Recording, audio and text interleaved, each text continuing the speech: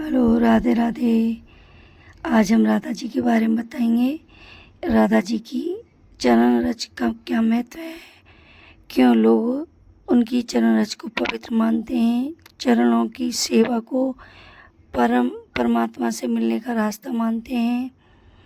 तो आइए जानते हैं। राधा जी को वैष्णव भक्ति परंपरा में कृष्ण प्रेम की सर्वोच्च अभिव्यक्ति माना जाता है। इसलिए उनकी चरण रज का भाव प्रेम भक्ति की शरण लेने से जुड़ा है, अहंकार को नष्ट करता है। और वृंदावन की रज का महत्व, पवित्र माना गया है वृंदावन की रज को, क्योंकि कृष्ण की लीलाओं और राधा कृष्ण के स्मरण से जुड़ा है। भक्त वहाँ की धूल को श्रद्धा से प्रणाम करता है।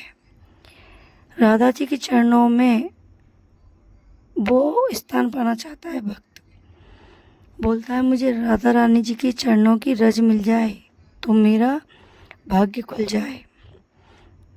इसका अर्थ केवल धूल प्राप्त करना नहीं होता, गहरा भाव है, मुझे राधा रानी की भक्ति, ब्रह्मता, प्रेम का थोड़ा सा अंश मिल जाए।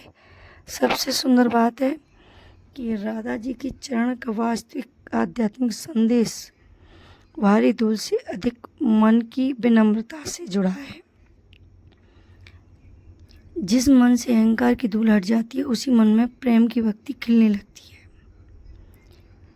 इसी बात को हम एक कथा के जरिए आपको बताना चाह रहे हैं।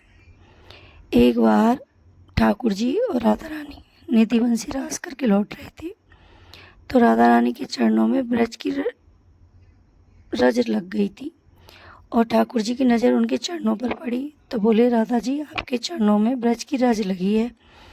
यमुना जी के किनारे पहुँच कर वे बोले, राधा जी, आप अपने चरणों को धो लो। नहीं धोआ।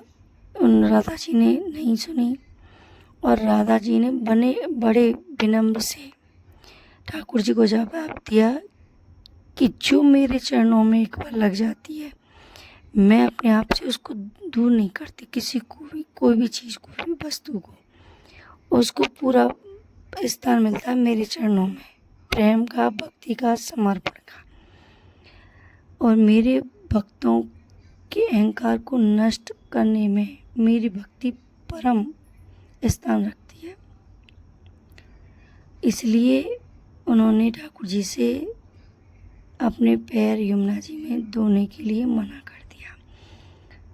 तभी तो कहते हैं कि राधा जी की चरण कमल की सेवा मिल जाए तो इसलिए जब हम वृंदावन रमण रीति जाते हैं और वहाँ रज को अपने से लगाते हैं तो बड़ा आनंद महसूस होता है। ऐसा लगता है कि जैसे राधा जी के गले मिल रहे हैं। राधे राधे।